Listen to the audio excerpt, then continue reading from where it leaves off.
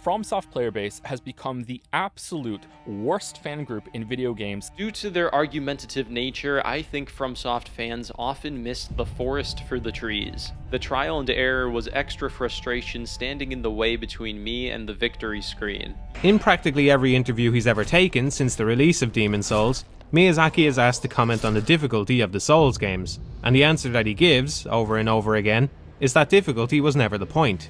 Meanwhile, your personal tools are stagnant, encouraging you to rely on automated elements with no skill expression to solve encounters for you. I have never once changed my overall opinion on a single game I've played in the channel's history. Believe it or not, I actually loved Shadow of the Erdtree. Some people really do think I want to have my perspective ingrained on the masses and infects all conversations as an objective take, even though I've never done that. Similarly, the Great Runes are still objectively bugged to this day. I would not recommend this DLC to any of my friends as entertainment, but I could recommend it as a dare. Another time I was taken aback by the game's laziness. Shadow of the Erdtree is the only Miyazaki-led Souls title that I wish never existed. And to clear up another thing, worst DLC yet does not mean terrible. If you ever find yourself interacting with a FromSoft fan who just dismisses criticism and conversation with "get good," we need to let FromSoft get good. Mini-boss quality is terrible. Most cave or catacombs bosses are just buffed up normal enemies that don't pose much challenge, and when it's something else it's usually an NPC or a reskin Death Knight. I don't and never said that I disliked the Death Knights. I kind of liked the Death Knights.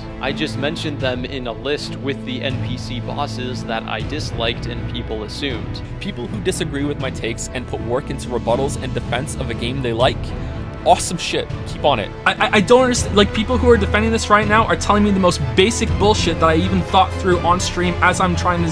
Oh, okay. It's the first thing I tried. I don't know. How about we let the game try to explain it? No, fuck the game. Because the game's gonna explain it after the fact. It doesn't make sense. The game's fucking trash.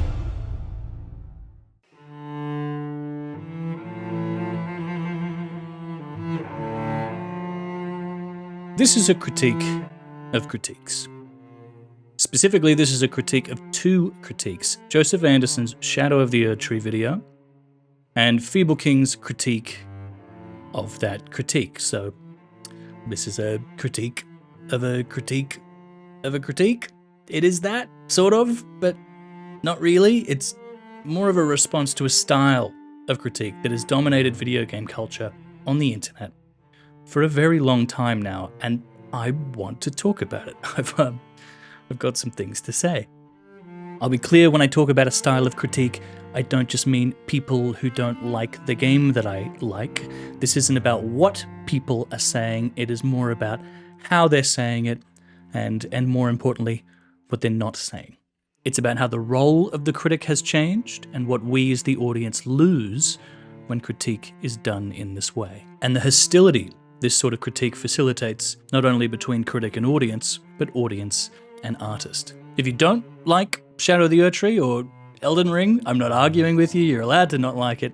Obviously, I'm a massive fanboy, I do challenge runs of this game, so I'm completely biased, but again, this is not a critique of the game, this is a critique of critiques. I will warn you that I'm gonna criticize these critics a lot, and at times I'm gonna be pretty harsh. These are some really big figures in the community, very popular, and they have been for a very long time now. I ask, if you do really respect these figures, to try and keep an open mind. I'm not doing this to start drama. It's not a personal attack. I'm making the video in this way because I did a lot of research on this topic, and I've found some things that honestly are pretty shocking. I am not criticizing these critics because they said mean things about my favorite game. I'm going to let Joseph Anderson, in his own words, tell you why I think it's necessary to criticize critics. My opinion is not worth more than anyone else's, but it's undeniable that it has much more influence. My videos on Fallout 4 get so many views that just today, more people will listen to me speak my opinions on that series than most people will be listened to about anything in their entire lives. Presenting a list of unsupported opinions would not just be less interesting, it could also be harmful to how people view things, since they may take my words on faith without any evidence to properly judge whether they agree with me or not. This can lead to groups of people repeating information about something that they don't fully understand because they trusted an unsupported source. Our perception can be informed by critique. We are easily persuaded. I'm trying to persuade you right now. Run away. I'm trying to manipulate you. Ooh. I talked recently about perceived stress and the scales used to measure it. One of those being mastery or perceived control of the environment. I mentioned the perception of stress as being affected both by genetics and environmental influences, upbringing, and culture.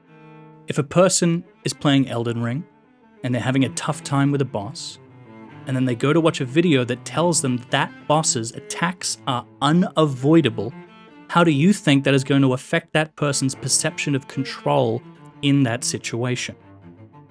That person's perception has been poisoned because ideas are like a virus. It doesn't matter if that opinion is subjective or not. It has a real, tangible, objective influence. Joseph Anderson said in his new video that he has no intention of having opinions used as objective truth that spreads to the masses. He makes a big thing of it in his intro, where he makes a straw man argument that people think he's Satan for trying to sow his objective opinion. Obviously, I know it's a joke, but he's put that there for a reason. It doesn't matter what his intention is. It doesn't matter if he has no intention of presenting his information as facts. People will adopt his opinion as their own. He will change the perception of how some people think. Intention is irrelevant. When you state your opinions on the internet, some people are going to be persuaded by you even when you're wrong. You do need to be careful about what you say, but more importantly, how you say it. Because there is a real difference between saying something is undodgeable and the alternative of saying, I can't dodge it.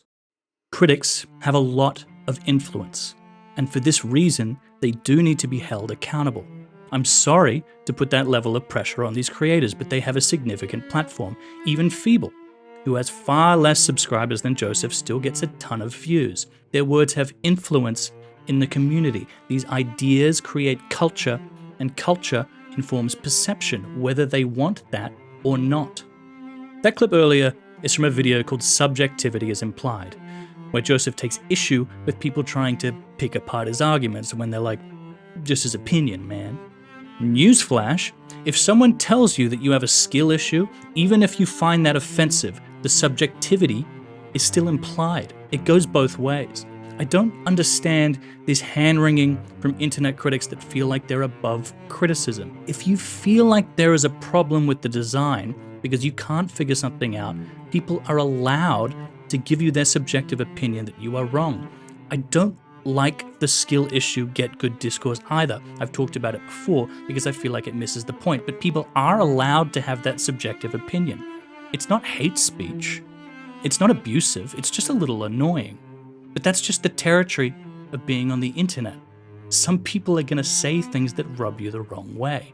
But why is it that Joseph Anderson feels that he can say this? But these toxic assholes that have latched onto this series, probably because it's the first time in their life that something held them accountable, so now they view a game dev as a surrogate parent, need to stop being a dominant voice in all of these conversations. When someone tells him that he has a skill issue, this is not comparable to saying get good. This is not on the same level. This is not an appropriate reaction. This is malicious. This is toxic. He is lashing out at people for telling him that he is bad at the game. This is classic gamer rage. More to the point, subjectivity does not excuse you from being wrong. If I tell you that Elden Ring is a racing game developed by Olive Garden and the first video game to feature a playable character that is a human man, is that subjective, or is that just me stating an incorrect fact? If I tell you Denmark is the capital of Malaysia, that is not a subjective opinion. That is an incorrect fact. If I want to imply subjectivity, then I can say, in my opinion, Denmark is the capital of Malaysia. But even if I implied subjectivity, I'm giving you my subjective opinion on a fact, which is useless. It is not interpretive. Art is, of course, subjective, but if I tell you the lead actor of Oppenheimer is SpongeBob SquarePants, that is not a subjective opinion.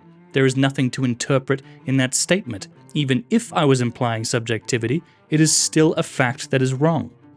Joseph states in his video that even words like jump and run are subjective, and yes, there is subjectivity in perception. That is a weird rabbit hole, but we don't have to stretch that concept far before it becomes completely untenable in this context. If I tell you that my hair is red, it could be that my perception of color is different to yours, or that we have different definitions of red and hair, but it would be unfair of me to intend that statement as subjective opinion and not a descriptive fact, especially if you don't know what I look like.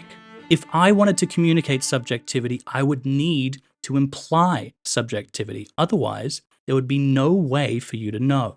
This is below 20 frames of animation from start to damage, and that's my criteria for something being unreactable. If Joseph tells you that Godric's Storm Assault move is less than 20 frames, that's not subjective. That's not an opinion. And it's not subjective for me to tell you he is wrong about those frames. Count them. Joseph has either not actually checked the frames, or he has lied to strengthen his point. Either way, there's no integrity in this statement. Subjectivity is not implied here, and even if it was, it's not an opinion. It's an incorrect fact. I know Joseph acknowledges there were mistakes in the last video, but I haven't seen anyone pick up on this. He hasn't corrected it, and it's a big one. It's not a misinterpretation. It's not an opinion. It's not a skill issue. He's giving a firm number that is wrong.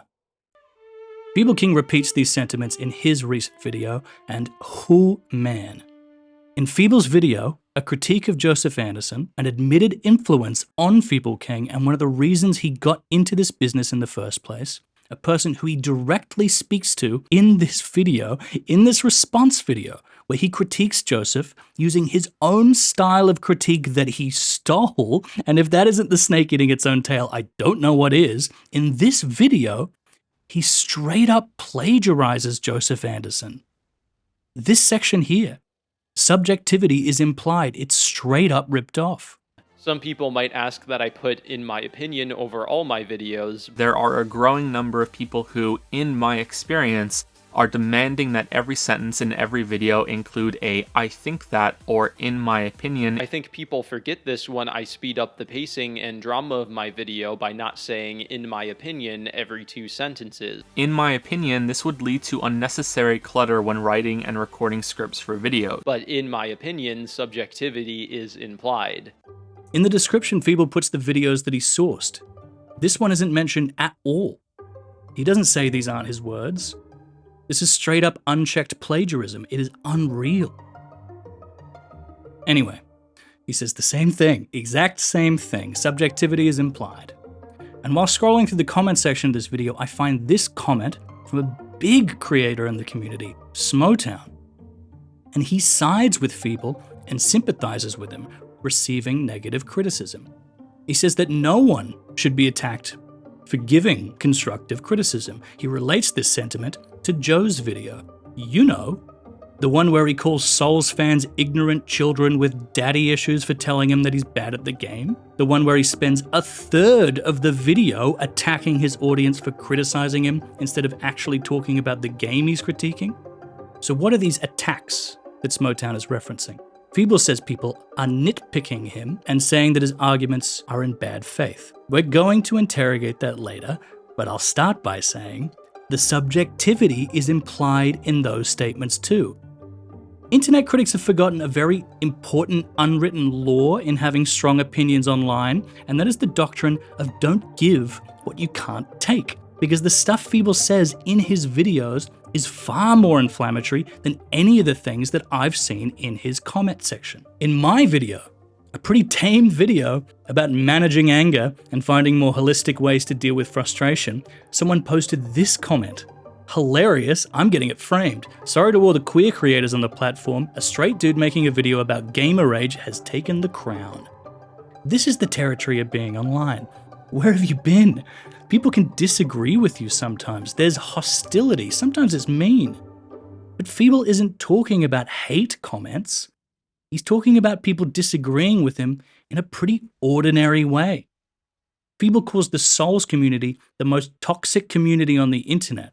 something that he, again, almost repeats word for word from Joseph's video. Hands down, no contest, FromSoft has the worst community. FromSoft player base has become the absolute worst fan group in video games. The example he gives for this incredibly toxic community is for someone insulting him for saying the reward for defeating the putrescent knight is a cookbook.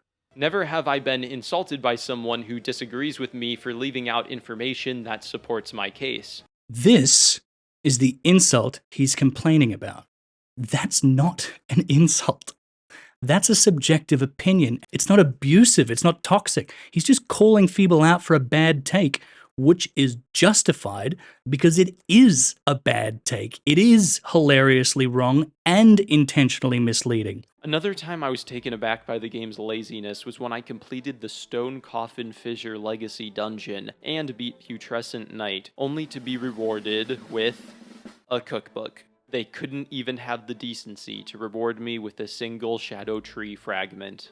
It doesn't matter how much Feeble values the Centrina questline or the rewards they give, it is an objectively incorrect statement to say that the cookbook is the reward. There is no implication of subjectivity there. It doesn't matter if he didn't think they were good rewards, they were still rewards. He didn't think the cookbook was a good reward either. He said cookbook instead of the other things because it was funnier for the video. He was doing a bit which is intentionally misleading. What a greedy grifter goblin. And while we're on this, for a guy that loves analyzing his favorite art, FromSoft games included, how are you not talking about Centrina? Let's pause for a second and actually critique the game. Look at this. This might be my favorite character design in FromSoft history, and this OST, my god, not everything is about reward. Sometimes it's about the art. Feeble doesn't mention any of this. It's always about what he can get out of it. If it doesn't make him stronger, then it doesn't care. How boring. What a shallow interpretation of this whole sequence. I keep hearing critics talk about this whole area and the finger ruins like, wow, there's nothing here. Maybe I'm a weirdo, but when I got here, I wasn't thinking about how empty it was. I was thinking, what the fuck is up with all these fingers? This blew my mind.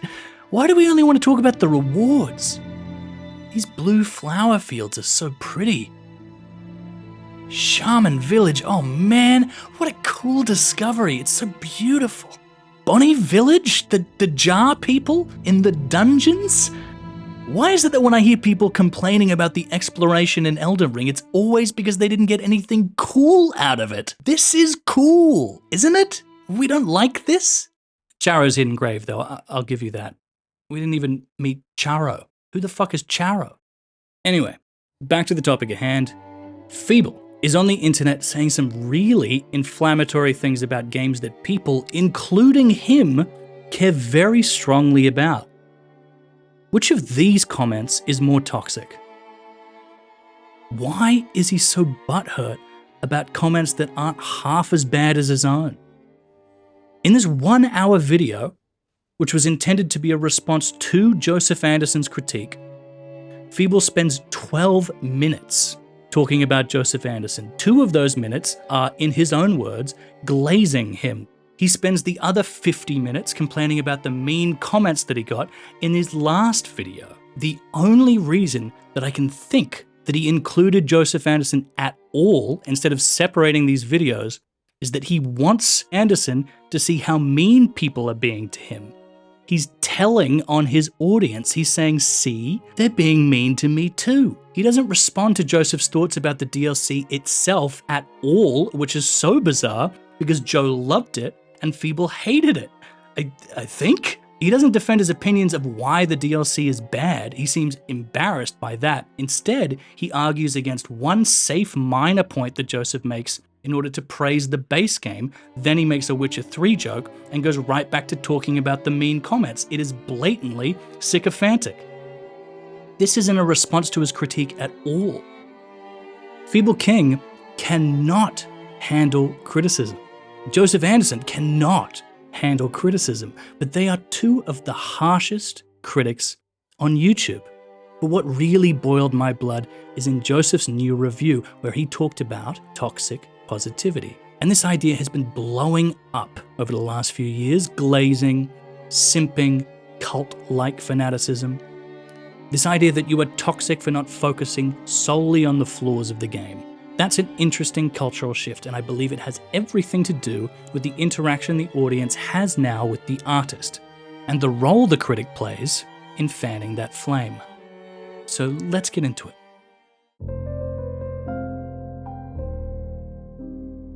Critique and criticism are really weird words because no one can really agree on them. Critique comes from the French word for judge, and in French, the word has two meanings. The first meaning is the one which is concerned with the critical analysis of art and ideas. The second is the act of negatively criticizing something. In order to differentiate the two, in English, we formed a new word to denote the negative meaning, that being criticism. The difficulty is that we now use criticism when we mean critique because we don't want to sound pretentious in French. We have art criticism, literary criticism, game criticism, but also just plain regular criticism, which is a very different thing. To make things even more complicated, we also have people who say critique but mean criticism because they want to tear you apart but sound fancy while they do it.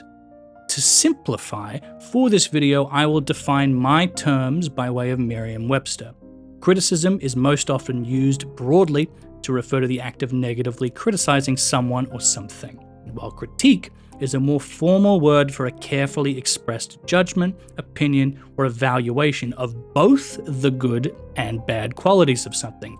So a critic writes critiques, and I may criticize you for being late to work. A critic can have a critique that is full of criticism, but the critic's primary role is not to criticize. It is to give a carefully expressed judgment, opinion, or evaluation of both the good and bad qualities of something. An important part of critique is the process of weighing up a work of art to determine its value. It does still come from the root word judge, after all. We want to know if we should invest our money or time into it. But great critique is about more than telling you what to think. It's telling you how to think. And slow down, I'm not implying that you don't know how to think. It's a matter of articulation. It's critical thinking, critical analysis, and that can be difficult. If you walk out of a movie and I ask you what you thought, you might have 100 things you want to tell me about how you felt, or you might say, I liked it, but struggle to tell me why. Because we often don't know why we respond emotionally to things. That's why critics are helpful. They allow for an informed perspective that is built on a foundation of opinion, yes, but also knowledge. And those two things come together to form a meaningful interpretation. Keyword here is meaningful. There's magic to finding something that you love or hate, and hearing a perspective that gives you a new depth of meaning for those emotions. That's a good critique. First and foremost, critique is for the reader, or in the case of video games, it is for the player. It is to inform the player's experience and give new meaning to the emotions felt on that journey. If you felt like you loved a game, but you're not sure why you enjoyed it, a critic with a similar experience can shed new light on your emotions and maybe even help you develop your taste so that you can go and enjoy other works of art that allow for similar experiences. It can really help to narrow down what you like or don't like so you can form stronger opinions. Or, if you hated something, you can revel in someone else's distaste for it and find new reasons to hate it. That can be really cathartic. It's like talking with a friend about how much so-and-so at school or work annoyed you. You feel justified that someone else feels the same way that you do, and you connect. You bond over shared experiences. It's a beautiful thing. And you can also learn more about the significance of the work and understand the history that allowed it to be. But critique isn't just about shared experiences. You don't need to agree, and meaning can come from the interrogation of ideas from a different perspective. It can allow you to look at a game in a new light, and that might strengthen your perspective or potentially persuade you to take a different position. Either way, there is real value in seeing art through another person's experience, even when it differs starkly from your own. And that is the purpose of critique. That is the role of the critic. Joseph Anderson came onto the scene 9 years ago with a series of videos about Dark Souls. He calls this a critique. I'm very confident that he decided to do that because of this Matthew Matos's Dark Souls 2 critique that came out a year earlier. I'm confident in saying that because Joseph Anderson himself has said that he's influenced by Matthew Matosas, at one point saying that he is Matthew Matosas' little brother, which is a very cute way of saying, I ripped him off. Matthew Matosas is to Joseph Anderson what Joseph Anderson is to Feeble King. It's a lineage, and it all starts with this one video. In this video, Matthew roasts this game, which he hated and was really disappointed by. Well, that's not completely true. He does say that it was good and better than most games on the market, but he's clearly not happy with it. Joseph takes this style for his series, but the difference is that Joseph wasn't disappointed with Dark Souls. He considers it a masterpiece. It's in his top 5 games of all time, one of the best experiences he's ever had with a video game. But in this series, which is 5 videos long and totaling almost 2 hours, he mercilessly roasts it, just like Matthew did in his Dark Souls 2 video. And he does this in the name of constructive criticism. Now, before we go down that road, let's define constructive criticism. Constructive criticism is a feedback method that offers specific actionable recommendations for change and improvement. Let's take a look at how Joseph Anderson gives constructive criticism. Here's him talking about the story of Dark Souls. Farty, cover your ears. It's an imaginative, grim setting that I enjoy but have no illusions of there being any substance to it. I know that some people enjoy filling in the blanks for themselves, but I can't get into that. I need there to be some solid foundation, some truth that the whole game is based on, that I really don't think exists. Not even in the mind of the game's creators. It's purposefully vague because vague is what From wanted. The fog doors in the game can sometimes get your imagination going in preparation for what's on the other side. Sometimes it's a boss. Sometimes it's the next level in an area. In the case of the story, I think it's better if you never try to step through. There's nothing waiting for you on the other side. Ooh. I mean, imagine if someone at Kotaku said that, there'd be a lynching. The utter disrespect. I don't care if you're a law guy, that's such a shitty thing to say about the developers of one of your favorite games. Joseph Anderson is a self-published author that writes fantasy sci-fi novels. I bet you if anyone said anything like that about him and his work, he would be absolutely crushed. And he loves this game. He's passionate about it to spend this much time talking about it. Why is he this hostile? I know Joseph Anderson is a bit embarrassed by these videos, so I won't speak too much on them, but he's got some really wild takes in this one. In his new video, he says that he loves everything up until after Ornstein and Smough, but he hates Ornstein and Smough here. I've read Ornstein and Smough described as a dance between the bosses and the player. It can certainly feel that way sometimes with constant movement and ducking and dodging around the pillars.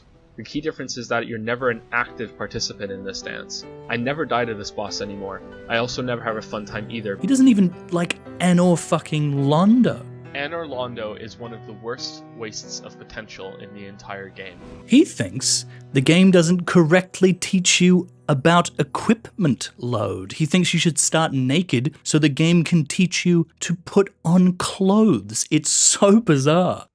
But more than anything, he makes frequent complaints about the trial and error difficulty of the game, which he calls gotcha moments. He calls this indefensible and says that anyone who likes this design philosophy is guilty of having a victim complex. So yeah, Joseph making the claim that people who disagree with him are guilty of complex psychological problems is nothing new. But we'll come back around to the subject of trial and error later. Don't worry. But the point here is really that in this series of 5 videos, he is really, really nasty to this game that he loves. This is not constructive criticism. This is destructive criticism, which is when someone chews you out, mercilessly rips apart your idea, or publicly denigrates your abilities. It's not a critique.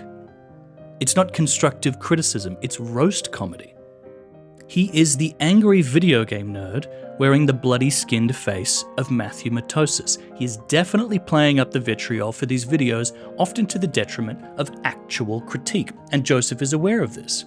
In his new video, he brings attention to it, but then soon falls into the same trap. In a video saying he really liked the DLC, he ends it by saying FromSoft need to get good. And I don't know how it can be toxic when people say that to Joseph Anderson, but totally fine when he says it to the developers of one of his favorite games. The issue with Joseph Anderson is that he's taking Matthew's style of criticism that was for a game he didn't like but wanted to love, and applies it to games he just loves. Matthew Matosis' video was fueled by gamer rage because he was really disappointed. Joseph is not. The style is inconsistent with how he feels. You notice Matthew only did 2 of these critique videos, but Joseph made it his whole thing. He ripped off his whole style from this one video. But the real problem with taking this style of video as the template for his career is that unlike critique, constructive criticism is not intended for the player. It is intended for the artist. And by taking this style, he is ignoring the relationship between critic and audience in favor of giving advice to the developer. But that is not critique, at least not in the way Joseph thinks it is. Matthew Matosis uses the fancy French meaning of critique, that being criticism. It's not critical analysis. Critics don't work for the artist, they work for the audience. Joseph sometimes does positive critiques, where he focuses less on the negatives and praises a game, but he still uses Matthew Matosis' fancy French definition of critique, meaning criticism, which points to a clear misunderstanding of the term that he's using. Notice Matthew here says that he ignores the positive in his Dark Souls 2 review because his intention is to critique. He means criticize. Joseph thinks he is doing critical analysis, but he's using a style that is focused on constructive or destructive criticism. These two things are antithetical. They are purposed differently. They are 2 different jobs. This is why Matthew Matosis separates the positive out of his critique. It's because that's not the job he's trying to do here, and although I don't agree with what he is trying to do here, unsolicited criticism in the art world is considered pretty rude. At least he's consistent with his definition. Usually critique of this kind would come from inside the development team, or hired externally by them. They do this during the making of the game so that the criticisms that they hear, they can actually implement. And if a critique, meaning criticism, came back this disrespectful and rude, this person would never work in the industry again. This is not the role of the critic. The critic doesn't come out of Oppenheimer and say, "Okay, Chris, I have some notes." That's not their job. Their job is to elicit understanding or appreciation for what they've just seen, not fix it. This is the problem with Joseph Anderson. And as Joseph postulates in his Subjectivity is Implied video, this has influence beyond the scope of his own words. They have a ripple effect, and countless copycats have popped up to ape his same style. Feeble is obviously one of them. He rips off his whole thing. Incredibly, after Joseph Anderson's video, one of Joe's biggest imitators, Demodcracy, posted a follow-up to his original Elden Ring video, apologizing for falling into this style of critique. And I think he should absolutely be applauded.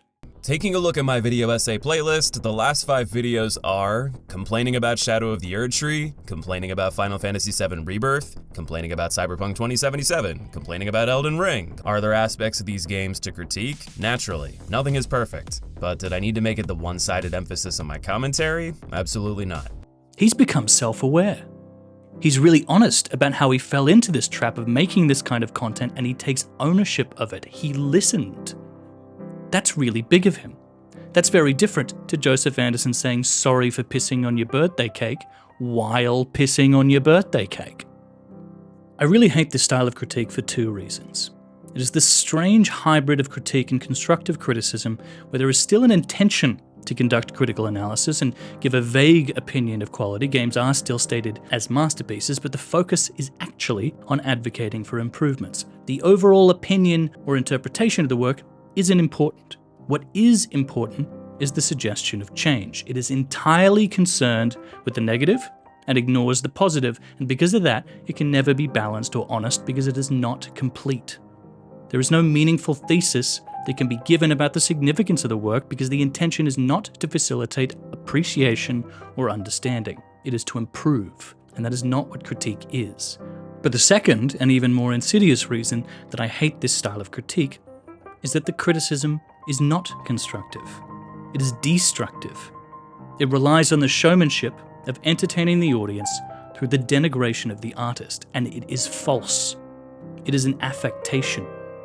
It's not actually how these people feel, because all these content creators list From Software games as some of their favorites. Matthew Matosis used this style to talk about 2 video games that he was incredibly disappointed by. These critics use it for everything. These people love these games. They're masterpieces. A good deal of these creators speak almost exclusively about these games. They're fanboys. They're Souls veterans, and they are the loudest, whiniest rage gamers in the community.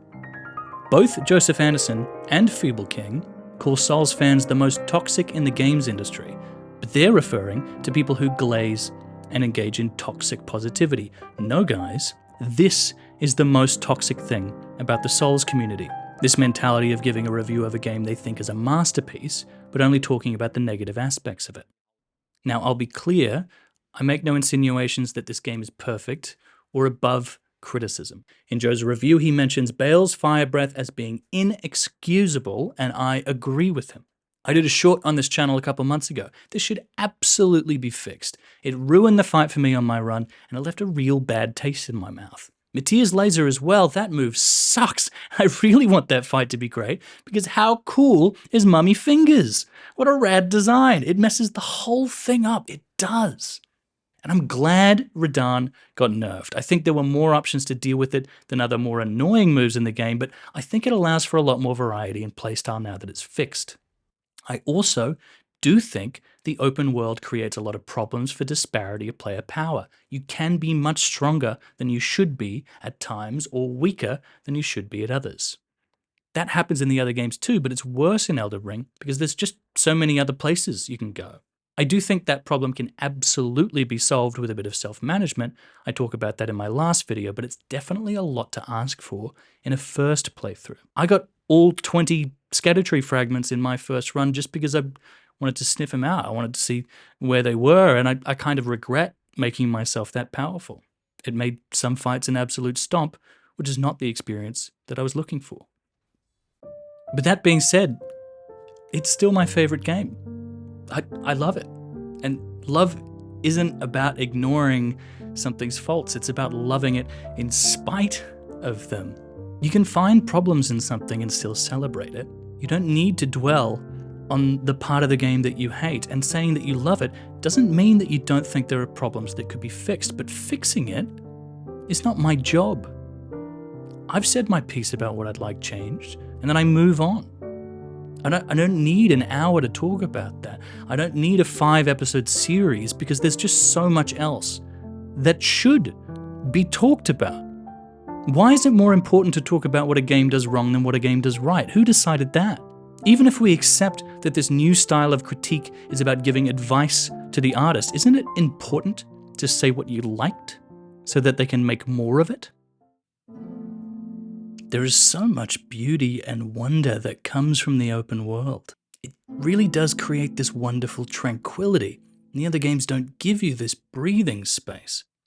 It's so nice to have this little break to run across beautiful fields with this relaxing music before you go back to getting your head stomped into goo. This is an empty space to me. There's so much in it because of how it's making me feel. It's the contrast between this and this. And even though the implementation of the open world creates some problems that the other games didn't have, it also has so much to give. But I never hear about what Elden Ring gives you, I only hear about what it doesn't give you. If you think it's a masterpiece, tell me about that. I've clicked on your video because I want to hear your critique, your whole critique, not a fraction of it. And if we disagree, that's fine, but I can't engage in a healthy debate with you. I can't join the discussion if you don't tell me how you feel, how you actually feel. If we accept Joseph Anderson's statement that his words and the words of others like him have a real objective influence on the perception of his audience, how do you think that affects how we engage and appreciate this art form? The reason I was compelled to make this video is because I think this style of critique has reached its proper jump the shark moment, its endgame. And that's because of Feeble's DLC follow-up, his response to Joseph Anderson. Feeble, in his original review, titled FromSoft's Worst DLC, where he calls the designers absurdly lazy, where he sarcastically says that he would only recommend it to people on a dare, where he says that he wishes it didn't exist, Feeble says this in his follow-up. And to clear up another thing, worst DLC yet does not mean terrible. Classic gaslighting. If you were teaching a class on gaslighting, you'd do very well to use this as an example. He is absolutely distorting the reality of the situation to save face. There is absolutely no other takeaway from the information that he provided that gives room for any other interpretation than that he thinks the DLC is terrible. At what point does it stop being the audience's mistake for interpreting him incorrectly and start being his fault for failing to articulate his experience, for failing to critique? Critical analysis, skill issue. Because if you make a review of a game that is over half an hour long, and then another video, which is a response video that is over an hour long, and I still have no idea how you feel about a game, you have absolutely failed as a critic. If you don't think it's terrible, what is it? Is it good? Is it average? You haven't told me how you actually feel about it. I can't relate my experience to yours because I don't know what your experience is. All I know is the things that you don't like about it, and that's everything. Why don't you think this game is terrible? Why do you make that statement and refuse to elaborate on it? I'm going insane. He also says this about his defense of Elden Ring boss design video, that just because he is defending base game Elden Ring doesn't mean that I am wholly in love with what I am defending. Elden Ring has truly given me the best of times. I said repeatedly to my friends that this is my personal favorite game of all time. Feeble said this is his favorite game. Does he not like video games? I legitimately can't tell anymore. Do we need a lore channel to interpret Feeble's incomprehensible FromSoft opinions? This represents to me the death of this style of critique, because I don't even know how these people, even after 1 hour videos, actually feel about the game anymore.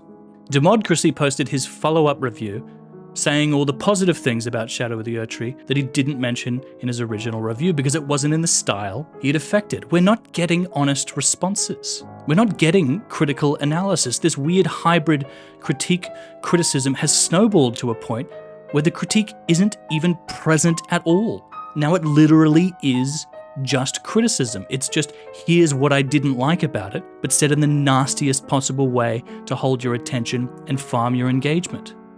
And yes, I do think there is an element to this that is cynically designed for more views. Joseph Anderson was very successful doing this, and these critics want that. They're playing it up for the video. Joseph himself says that he plays it up for the video. Feeble does too. There is no honesty here. There is no actual interpretation or insight. But even though they're playing it up, even though it's a bit they're doing, there is still this unbelievable narcissism that this is all for the greater good. It's why glazing has become a dirty word. It's why positivity is toxic, because although these critiques play into the insult comedy, the videos are for the artist. They're for the developer. They're not for me. They're for Miyazaki. Often in these reviews, these talking points are made in direct address to Miyazaki. They're negging him. It's not a critique. That's a Trojan horse. They're giving suggestions for future patches. They're telling FromSoft how to make the next game. They're not critics. They're amateur game designers. Joseph Anderson says in his review that he thinks good criticism is a gift to creatives, and that, for me, says everything about how he perceives his role as a critic. His intention isn't to interpret the developer's intent or communicate the effectiveness of how that translates to player experience. His intention is to give this lovely gift to the developer. That's not critique. That's not the purpose of critique. But what's more infuriating is that he says it's not about dishing it out, I like to receive it too, when the entire opening and closing sections of this review are Joseph responding to his critics with both sarcasm and open hostility. He doesn't like receiving criticism at all. He fucking hates it. Within his own community, people acknowledge that he is bad at taking criticism. I've seen an article citing the Joseph Anderson effect, which is the need to fill out your review with preemptive arguments to stop disagreement before it happens. Critics don't do that. They don't need to. They don't care this much about people who disagree. During a stream where Joseph plays Danganronpa, he makes a mistake, blames the game, and then freaks out when chat calls him stupid. After reflecting, he says this. For the record, I still think I'm right. I still think that the game is wrong. But proving that and really showing if I'm wrong or if chat is wrong would take a long time, and it would involve studying the game and going through every single non-stop debate, which still might happen because some people in chat aren't letting it go. You can't prove an opinion. You can't cling to subjectivity and then make a claim that you can prove your opinion correct. It's not an opinion if you believe you can do that. It's a fact. It's Joseph asserting that his opinion is fact. When asked about which of his videos are his favorites, Joseph says here that his favorite is his Odyssey review because he feels that the argument he made was irrefutable. You can't claim that your subjective opinion is irrefutable. Scientists don't do that. Scientific theories are called theories because they're just that, theories. Joseph Anderson is more confident about his opinions on Super Mario than Albert fucking Einstein is about mathematics. Your job isn't to make the definitive take on a video game. It's to provide your take, your personal take. The unbelievable arrogance to believe that your interpretation is irrefutable. It's unreal. How can you say that you aren't attempting to present your opinion as fact and then say that you think you can prove your opinion correct or that it is irrefutable? That isn't the role of the critic in either definition. The critic that does critical analysis doesn't believe that there is one irrefutable interpretation, nor does the critic offering constructive criticism. That would be insane. Joseph's perception of his role as a critic goes beyond either definition. What does he think his job is? And if I argue with these critics about their talking points, these irrefutable talking points about indefensible problems, I'm halting progress of what could be a better game. I'm not doing my due diligence as a gamer. I'm not serving the cause because I'm just a simp that just wants yummy from slop, and I don't care about the quality because I'm a cult-like minion and I'll accept whatever they give me. I just want my game, Daddy FromSoft. But while all these critics talk to Miyazaki about how to fix his game, has anyone actually listened to him?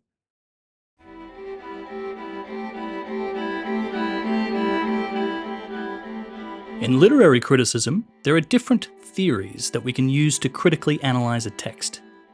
One theory is that of authorial intent. This is the meaning intended by the person who created it. In video games, this has been adapted to the intended experience, the way that the developer has intended you to experience the game.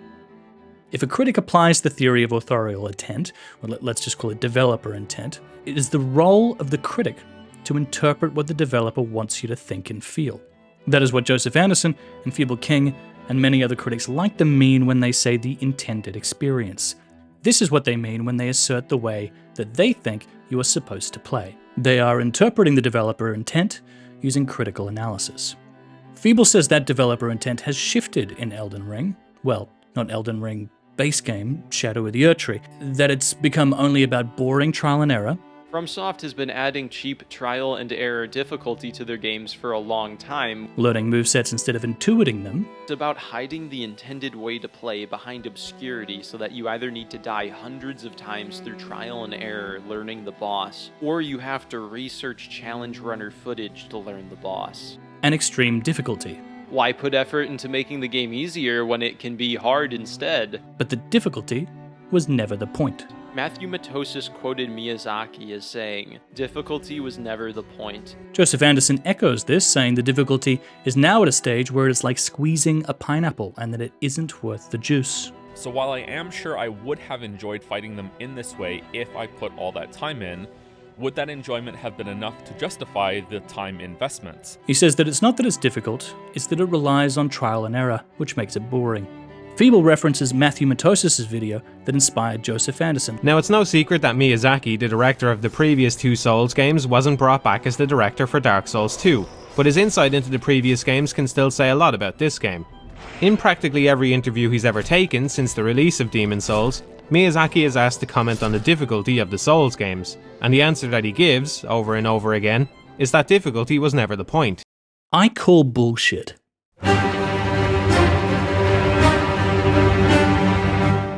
Here's Miyazaki on Demon Souls. Demon Souls was born out of a desire to return gaming to its fundamentals, that is, to re-embrace the trial and error and difficulty that we used to take for granted and leave the player to work things out for themselves. Here's Miyazaki on Dark Souls. Demon Souls was known for its incredible difficulty. With Dark Souls, there is no intention to decrease the difficulty at all. Actually, we intend to increase the difficulty. He goes on. The difficulty is not dependent on the skill level of the user. We have not created a game where the players who react faster or press buttons faster fare better than others. Second, when a player dies, we try to leave a sense of, maybe if I try a different strategy, I can succeed and continue making progress. You know that core system of the Souls series? That one trademark element that every Souls-like game has? That thing that when you die, you leave your souls behind and then you need to pick them up again without dying or risk losing them? Here's Miyazaki on that. The main concept behind the death system is trial and error. The difficulty is high but always achievable. Everyone can achieve without all that much technique. All you need to do is learn from your deaths how to overcome the difficulties. Overcoming challenges by learning something in a game is a very rewarding feeling, and that's what I wanted to prioritize in Dark Souls and Demon Souls. Here's Miyazaki on Dark Souls 3. Ever since Demon Souls, I've really been pursuing making games that give players a sense of accomplishment by overcoming tremendous odds. We've added new items and weapons over the course of the series, and having a certain level of difficulty adds value to those because they incentivize players to experiment more with character builds and weapon loadouts. Moving on to Bloodborne, with Demon Souls and Dark Souls, we always wanted players to feel a sense of accomplishment. That's the only reason we went with a higher difficulty, and in this game too, we want players to feel that sense of accomplishment. Here's Miyazaki on Sekiro. We don't want to include a difficulty selection because we want to bring everyone to the same level of discussion and the same level of enjoyment. So we want everyone to first face that challenge and to overcome it in some way that suits them as a player. And finally, here's Miyazaki on Elden Ring. If we really wanted the whole world to play the game, we could just crank the difficulty down more and more, but that wasn't the right approach. Because the sense of achievement that players gain from overcoming these hurdles is such a fundamental part of the experience. Turning down difficulty would strip the game of that joy, which in my eyes would break the game itself. So, that's a lot of Miyazaki. Sorry about that. But I hope that you can see that it's always been about trial and error, and it's always been about difficulty. It is fundamental to the series, and it always has been. It is also about experimentation and allowing the player to fight each fight in the way that they intend. And it's about learning and overcoming challenges through struggle so that victory has a real tangible sense of accomplishment. That is the developer's intent. That is the intended experience. But let's leave all of that aside for a moment and just talk about the difficulty. Because you know what I didn't find from all of my research, all the interviews that I read from Miyazaki? No evidence that he has ever said the words, difficulty was never the point. Nowhere. Show it to me if you've got it. I can't find it. From all my research, it doesn't exist. And every article that I've found where he's been asked about the difficulty, he's actually said that it was the point, that it's always been the point. It was his inspiration for making these games. He wanted them to be difficult. Matthew Matosis doesn't just quote him as saying this once. He says that he said it over and over again in practically every interview he's ever taken. It's a complete lie. Over 2 million people have seen this video. Countless people have used it as evidence to support their argument that the game has gotten too hard. If you can find one article where Miyazaki says difficulty was never the point, those exact words, then fine, I'll cop that. But there is absolutely no way that Miyazaki has said this over and over again in practically every interview. Right now, at the time that I'm recording this, if I type with inverted commas, difficulty was never the point, and then Miyazaki into Google, the only things that show up are people talking about Matthew's video. I know the accusation that I'm making that Matthew lied is serious. I wanted to do my due diligence and see if Matthew just misquoted Miyazaki, and it was an honest mistake. So I tried a bunch of different combinations of words to see what I could find that is in any way similar to what he was saying. There is only one thing that I've found that is remotely close to what Matthew is quoting. I found this one excerpt that a few different people were quoting in comment sections. It seems like it's come from a Game Informer interview, which has since been taken offline, so I can't find the original interview. But this is the only thing I can find that's anywhere near close. Even still, it's very different to the one that Matthew presents. Having the game be difficult was never the goal. What we set out to do was strictly to provide a sense of accomplishment. We understood that difficulty is just one way to offer an intense sense of accomplishment through forming strategies, overcoming obstacles, and discovering new things. Our goal of a sense of accomplishment was the basis of the game since the early stages of development, and we never strayed from that. Miyazaki is saying that the difficulty was designed to instill a sense of accomplishment from forming strategies and overcoming obstacles. That's why the difficulty is there. It's not to draw you into the world. It's for the satisfaction that you feel when you achieve victory, not the difficulty itself. It echoes what he was saying about the challenge being about learning and not reaction time or reflexes. Everyone can do it. You just need the patience to overcome. But that doesn't mean it isn't meant to be hard. It just means the purpose of it isn't to cater to your victim complex. It's to make you feel really, really good when you win. That was the goal. If this is what Matthew is quoting, then it's still very different to what he's saying in this video. Because this quote isn't what people are copy-pasting into comment sections all over the internet. They're saying difficulty was never the point, it was meant to draw you into the world. And even if this is what Matthew is quoting, and this is what he meant, he didn't say this over and over again in practically every interview. He said it once, and then said it was the point in every single other interview. Even if you feel like this quote is close enough to what Matthew is saying, it is still incredibly dishonest to quote him in the way that he did. He still lied about what he said and how many times he said it. And he ignored all the times that he said the opposite of what he is quoting him as saying. That is serious. Just as Joseph Anderson said in his Subjectivity is Implied video, people have been repeating this sentiment over and over again because they trusted an unsupported source. They trusted Matthew Matosis. He has changed the way that people perceive the intended experience, not by providing an opinion, by providing a fact that is wrong. He did not say those words in practically every interview he's ever taken. He said the opposite. Difficulty was always the point. And before you say, well, we can't blame Feeble for misquoting this, he was fed bad intel, he's also guilty of misquoting literature and not providing his sources. Albert Camus once said, "The struggle itself to the heights is enough to fill a man's heart. One must imagine Sisyphus happy." This sounds good on paper, but honestly, that. Just like with what Nietzsche said, man needs a reason to suffer. First off, and I do hate to do this, I really do, but I have to, it's Camus. If you're quoting literary figures in an attempt to sound smart, you know, at least get their name right. That's like saying William Shakespeare. Feeble completely misinterprets Camus' essay, and this quote from Nietzsche, it doesn't exist.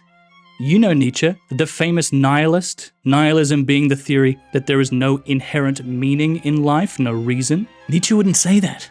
He loved suffering, the big weirdo. He was all about it. What I think Feeble is talking about is this quote here. The fact that there was no answer to the question, he screamed, "Why do I suffer?" Man, the bravest animal and most prone to suffer, does not deny suffering as such. He wills it. He even seeks it out, provided he is shown a meaning for it, a purpose of suffering. The meaninglessness of suffering, not the suffering, was the curse that lay over mankind so far. This is the only thing close to what Feeble is saying Nietzsche said, but Feeble doesn't understand this at all. What Nietzsche means when he says meaningless suffering is life. Life to Nietzsche is meaningless suffering, all of it, womb to tomb. He was a grim dude. The suffering that Nietzsche says man wills, the suffering man desires, is suffering that can be overcome, because when suffering is overcome, man has value. That is what Nietzsche meant. Nietzsche believed that suffering is necessary for the highest value of life to be achieved. What he definitely didn't say is man needs a reason to suffer, because that is a thing he would never say. What Nietzsche believed was the complete opposite. Miyazaki said this in an interview about the difficulty of Dark Souls: hardship is what gives meaning to the experience. Miyazaki agrees with Nietzsche. You have to put in effort to get satisfaction. The pineapple has to be difficult to squeeze in order for the juice to taste good. That's why Sisyphus is happy, because his struggle is giving him meaning. It's his purpose. When he rolls that rock up the hill an infinite number of times, he takes satisfaction in the task by acknowledging the difficulty and focusing on getting better each time. Because if it was easy, it would be boring. There would be no satisfaction. It would be pointless. And you may not agree with what Camus says here. You may not agree with Nietzsche. You may not like the level of difficulty that these games have gotten to, but don't misquote them to strengthen your point when they in fact say the complete opposite. You may think I'm overreacting here, but I hope, through Joseph Anderson's own words, that you see the importance of providing sources that are supported. Whew. I don't know if you're as angry as I am, but I'm angry. Let's take a rage break. Just a quick rage break.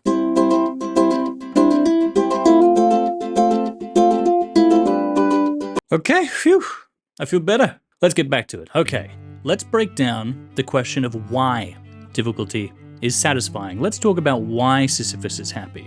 Intrinsic reward. In his review, Feeble talks about intrinsic and extrinsic rewards. I wouldn't be surprised if he stole that from a different Matthew Matosis video, this one. Matthew's video is interesting, but I don't think he defines his terms clearly, which could be why Feeble stumbles over his explanation of the terms in his video. There are two types of rewards for exploration. Intrinsic rewards that are inherently enjoyable, like a beautiful view or a fun boss, and extrinsic rewards like increasing character stats. Intrinsic reward is not a fun boss or a pretty view. Intrinsic reward is the feeling that you have fighting the boss. It's not the boss itself. It's not the view, it's how you feel looking at it. Intrinsic, like internal. Extrinsic, like external. Intrinsic rewards are the ones that come from within you the player, not the character in the game. You may get extrinsic reward for going to work, but get little intrinsic reward if you hate your job. In the same way that you may grind for 10 hours in an MMO for a min-maxed weapon, but not have any fun. It depends on what you value that determines whether the effort was worth it. Making progress on your journey after being stuck for a good amount of time can be extrinsic motivation, and finishing a game can be extrinsic motivation if it gives you a cool weapon or a new mode. There is also extrinsic motivation in having bragging rights for beating a really hard game, a high score. The respect from others is external, it's extrinsic, but joy is not extrinsic, joy is intrinsic. You can get joy from extrinsic reward, it feels good to get money, but the emotion is not the reward, the money is. The value is dependent on the priority that you place on monetary gain. This is why money doesn't buy happiness, but it can help if you don't have much. Getting stronger can be good extrinsic reward, but the feeling of satisfaction from beating enemies more easily comes from how much you value strength. It is not the reward itself. Here's an example. You're a professional soccer player, and you play soccer because you love the game. You love the sport of it, and you enjoy the feeling of victory. Your intrinsic reward is the love of the game and of competition. Then you get scouted, and suddenly you're playing for the big leagues, and you find yourself with an enormous salary. Now you have intrinsic motivation and extrinsic motivation. But studies show you can have too much reward, and that can change your motivation. If you get a lot of money for playing a game, but it doesn't matter how you perform, then you're not really motivated to put in more effort. And that is what we mean when we say people stop doing it for the love. You're no longer motivated intrinsically. You're motivated extrinsically. It doesn't matter how hard you work for it because the reward will always be there. You get the same payout even if you play badly or lose. I played WoW for a few years a while back. I know. MMOs sort of work in phases. In one phase, the game may require a significant time commitment to grind for the best weapons. You may need to kill the same boss 100 times, but when you get that one drop, you're the envy of all your friends.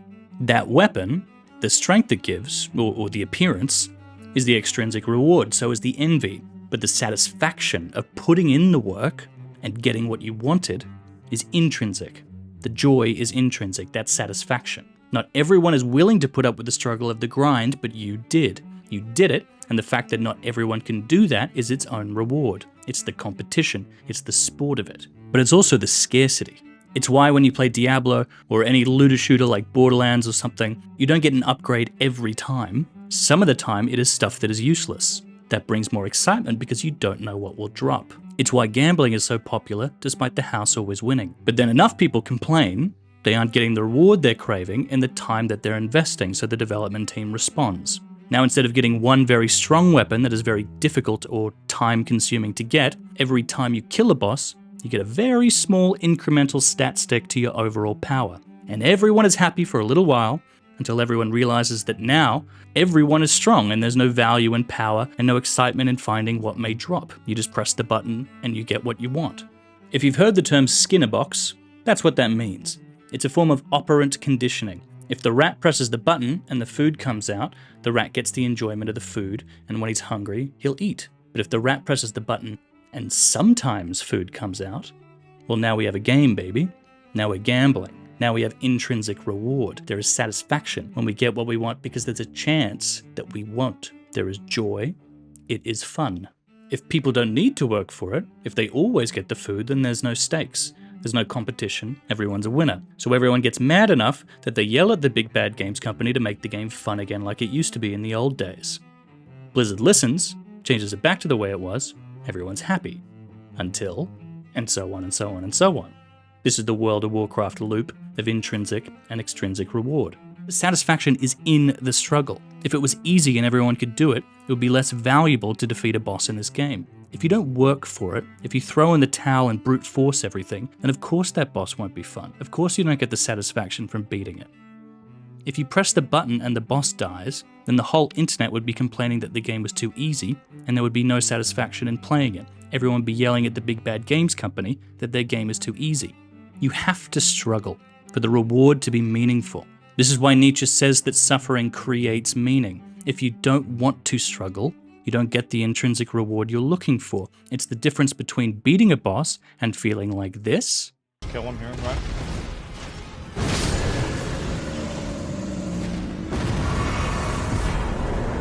Or beating a boss and feeling like this.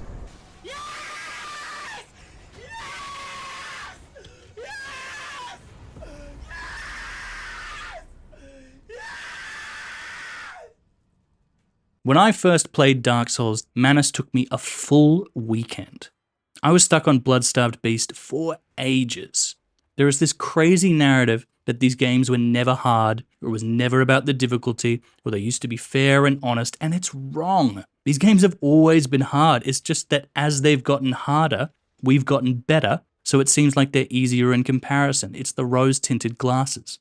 Think about the first game in the series that you ever played, and tell me how long it took for you to beat the hardest boss in that first ever run. Because I'm betting that it wasn't easy, and you felt really damn good when you killed them.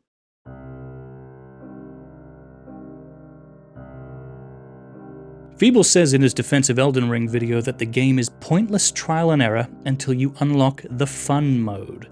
I hate this. This is exactly what I talk about in my other videos, this idea that the learning process is a slog that is only fun when you win. No. The fun is in improving. I don't mean to get all Sesame Street on you here, but learning is fun. We feel good when we learn. The act of recognizing a problem, forming a theory, and testing that theory is really gratifying, especially when our assumption is correct. We learned. Chemicals rush to our brain. We feel good. But here's a question. Do you need to be taught to learn? Both Feeble King and Joseph Anderson talk about how they want more visual indicators, things like jumping attacks. Feeble says he wants tutorials where you learn openings, they want clearer text boxes, they want to intuitively know how to deal with more situations as they happen in the moment. Intuition and intuitive design are terms that both Joseph and Feeble use a lot. This is a constant thing for both these critics and many others on the platform. The thing of it being a failure of design if you don't know what to do or you get stuck. And I think this all stems from the belief that a game needs to teach you everything. It's this obsession with intuitive design. But if you take a look at Matthew Matosis's description in that intrinsic reward video, he says this: A great game cannot necessarily be made just by applying a set of principles. And I think he's right here, because so many of these critics reference intuitive design as if it is the core principle of all video games, and if they do not do this, then they have failed. Intuitive design is defined by making products easy to use. Intuitive comes from intuition, which is defined by using or based on what one feels to be true even without conscious reasoning. It is instinctive. This is not the defining principle of all video games. Many video games do require conscious reasoning. They require thought. They do not rely solely on instinctive or intuitive input. Elden Ring is one of those games. Miyazaki has told us that himself. He has also told us that this is not a game that is intended to be easy. Difficulty was the point. Now that's not to say that Elden Ring doesn't teach you mechanics intuitively. It does lead and guide you in certain directions, and it does prompt a certain reaction from you at times, but for the most part, you're left on your own to figure things out. Not only that, it will also lead your intuition astray and guide you into traps. This game is evil. It hates you. That's why it's so great. Because Margit doesn't want you to win. He wants you to abandon your foolish ambitions. It's your job to prove him wrong. The game does teach you. It just teaches you in a different way. It doesn't teach you through intuition. It teaches you through trial and error. Feeble calls this move streamer bait, but it's just trial and error. In order to learn that you need to jump this attack, it's most likely going to kill you first. You aren't supposed to intuit what to do on sight. You're supposed to make mistakes. You're supposed to make errors. Just like this move from Mesmer. You can intuit this initial attack, but the follow-up is probably going to hit you unless you know it's there. Same with Star Scourge Radahn. You're not supposed to intuit that meteor. You're supposed to go, what the fuck is that? And then die to it. You may think that's streamer bait, but it's nothing new. That is the design philosophy of this series. That's why these games feel intimidating and often really nerve-wracking, because bosses don't have big, glowy weak points. You don't walk into a room, notice 4 pillars, and then see the boss start charging towards you. You don't have a giant swing his arm at you and then lie it on the ground for 20 minutes so that you can run up it and bonk his head, which is now tessellating with the words, "Hit me, you moron." Bosses aren't teaching you to kill them. You need to learn how to kill them. That's what makes them so satisfying to defeat, because you weren't guided to a solution, you discovered it. Trial and error is reliant on you not knowing what you should do. There needs to be doubt, otherwise you're not guessing, you're just doing. There needs to be the potential for error, for there to be trial and error. You need to find a strategy, try it, and experiment to see if it works. I found this comment from Feeble King talking about this. He says that information is taught to the player in every single player game he's ever played. He uses the fact that he didn't need a guide to win in God of War or Devil May Cry to prove his point. Now, I don't need half a brain to tell you these two things are not the same. The intended experience is not the same. You're not supposed to feel like a god in Elden Ring. You're not supposed to feel like a cool devil guy with a leather jacket making quips and surfing on demons while you play the electric guitar. You're just a dude named Butthole. You're just a guy. Joseph Anderson talks in his original Dark Souls series about gotcha difficulty, moments like the dragon on the bridge, or all those times you go through the catacombs and a little imp shanks you in the neck. That's Dark Souls. That's Elden Ring. He says moments like that don't give you clear enough environmental cues to intuit, but you're not supposed to intuit them. You're supposed to die and then learn from that experience. You know that movie Edge of Tomorrow, where Tom Cruise is just that normal guy, but he's in a war and it's Groundhog Day, and every time he dies he comes back and it's the same day again? And so every attempt he learns a little more until he can see every attack coming and knows how to deal with it? That's Dark Souls. That's Elden Ring. Tom Cruise didn't react. He learned. He learned through trial and error. That's the intended experience. The difficulty comes from knowing what to do and when. It's finding your openings and testing what is safe or isn't safe. When is safe to attack and what to attack with. When is safe to heal. What is jumpable. You learn these things through trial and error. You can't know if a boss is safe to punish with a charged R2 until you try it. I think the real problem with how a lot of people perceive the difficulty in these games is that they think because they've played all the games, they've mastered how they work. But each new fight is a new test of knowledge, not skill. It's a knowledge issue. You can't defeat a boss until you learn them, regardless of how mechanically good you are. But even if you never figure out how to dodge every move, that's fine. I have no idea why Joseph complained about that Godric move so much, because even if we take him at face value that move is unreactable, this is how much damage it does. You can get hit by half the attacks in a boss fight and still kill them. There are all hit runs where people literally get hit with every single attack. You don't need to be Tom Cruise in Edge of Tomorrow. You can play the game any way you want, because although the developer's intent was trial and error, Miyazaki also intends you to experiment with your build and take on challenges in your own way. Feeble says in his defense of Elden Ring videos that the game really clicked for him when he figured out that posture breaking is the intended experience. Feeble says this about abusing posture break on dungeon bosses. Dungeon bosses that prepare the player for the mainline bosses are turn-based Dark Souls battles that literally are not designed to be played for posture break. But main bosses can absolutely be abused in exactly the same way. In the challenge run community, we call this scripting. Scripting is when you posture break bosses in such a rhythm that you can entirely predict every move and even skip entire phases. This is me on Godfrey. He's a tough fight, but I made him look like a little Gumby Gumbo. It's not even that hard to do. Anyone could learn how to do this. That is what makes scripting so powerful. You're following a script, but is this the intended experience? Why are daggers or thrusting swords in the game at all? What's the point if posture breaking is the intended experience? Why have any of this stuff? Why have talismans that boost multi-hits? Why have status effects or elemental weaknesses? What's the point of it all if it's not how the developers want you to play? Feeble says that Margit is a terrible tutorial boss because he doesn't teach you how to play. He says that the way you're supposed to play is to strafe his attacks and stagger him. But Margit is parryable. If he's parryable, isn't that the intended experience? It was programmed for you to be able to do that. Did they intend you to fight him in this way, or is it an option? Right before you meet Bale in the DLC, you get a weapon called the Dragon Hunter Great Katana, which does extra damage to dragons. Seems the intention is pretty clear, but is using that katana to fight Bale the intended experience? Or is it just a strong option? You don't need the Dragon Hunter Great Katana, it's an option. This is me fighting Radahn at level 1. I didn't posture break him once. Did I play the game wrong because I parried him? Did I abuse mechanics by infusing with Holy, which he is weak to? He is also super weak to Scarlet Rot, which is lore appropriate. He has such low resistance to Scarlet Rot that if you chuck one of these hefty rot pots that you find in the cookbooks everyone hates so much, he's rotted instantly in phase 1. The developers set his resistances to that level. They put that pot in the game. Does that mean it's intended for me to do that? I'm fighting Mohg here at level 1, and I'm trying out some different options to see how I want to fight him. I know Mohg is weak to bleed, and I want to take advantage of that. I also know he stands still while he's doing knee heal for a good long while, and I want to take advantage of that too. I decide to use Giza's wheel because it's funny. The thing I quickly learn about Mohg though is that he works really similarly to Margit and Morgott. Although his attacks are really delayed, he doesn't take too long to recover at the end of his combos with the exception of a couple big attack windows. Meaning that despite his slow attacks, I don't really get that many opportunities to build status or posture with a big weapon. I'm also getting spaced out a lot by his blood brain, which makes it even harder. I'm sure I can absolutely defeat him with this weapon, but I want to change it up and see what my other options are to make this fight feel a bit more interactive. I want to see if I can find a setup that's more suited to the fight. So I have a think, and I decide that I want to use a shield and try carry and retaliation to block the blood splatter. So I want to choose a weapon that I can one-hand with my stats that can do lots of damage while he's standing still during knee heal. So I think about Wild Strikes,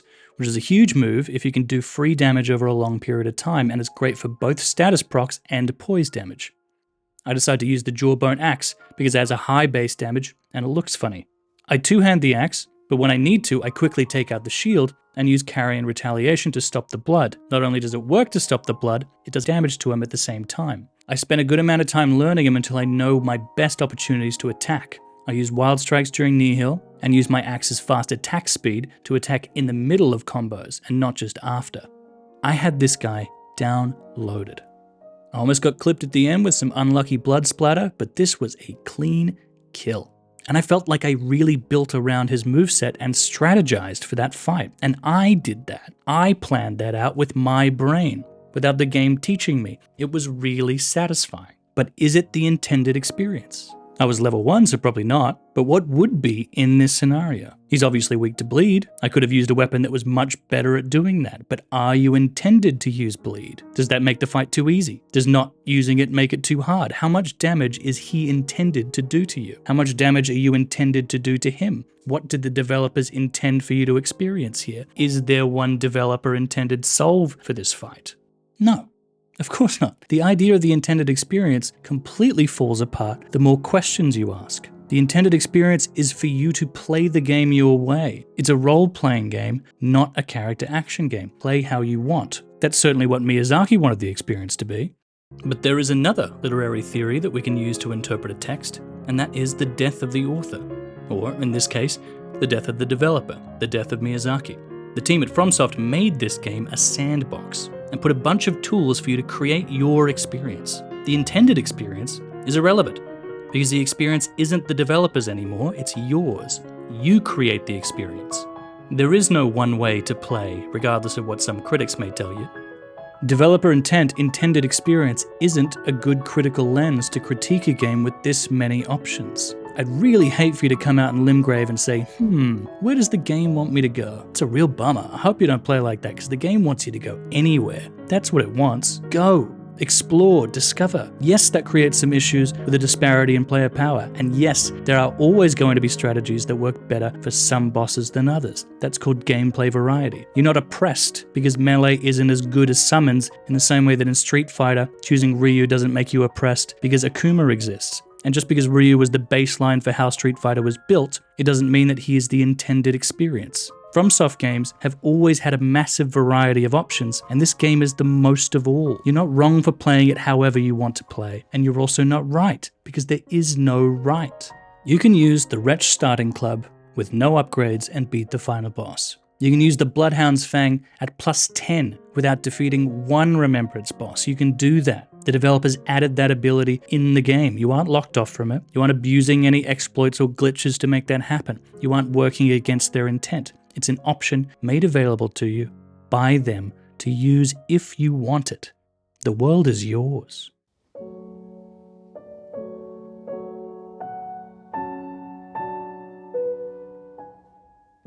In the final part of his DLC review, Joseph Anderson compares FromSoft to Bethesda and Elden Ring to Skyrim.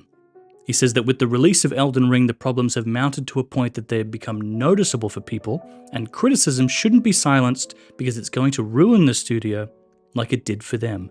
This is a terrible comparison for so many reasons. How are we not seeing this? Why are we not talking about this? Comparing the difference between Skyrim, the Fallout games, Oblivion, Morrowind, it's so different to comparing Elden Ring and the other games in this series. There have been so many changes made to the game, so many innovations. He is being disingenuous to suggest that Elden Ring isn't a significantly different game to the others in the series, or that FromSoft are complacent and coasting on easy success. FromSoft aren't coasting. Elden Ring is not Skyrim.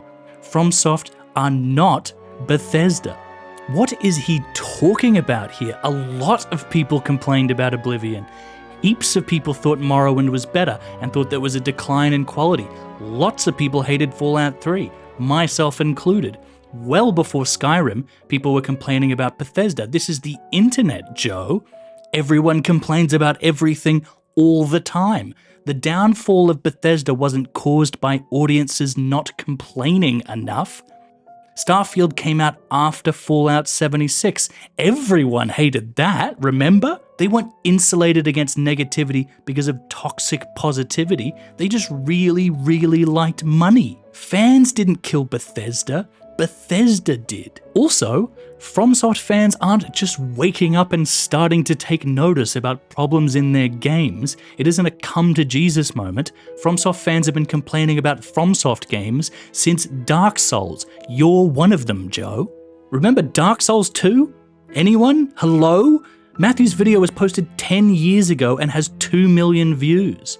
People thought Bloodborne was too hard and bullshit and unfair. People thought Dark Souls 3 was too hard and bullshit and unfair. Remember that? Everyone said it was like fighting Bloodborne bosses with Dark Souls characters, the same way that people now are saying it's like fighting Sekiro bosses with Dark Souls characters, and lots of people didn't like Sekiro either.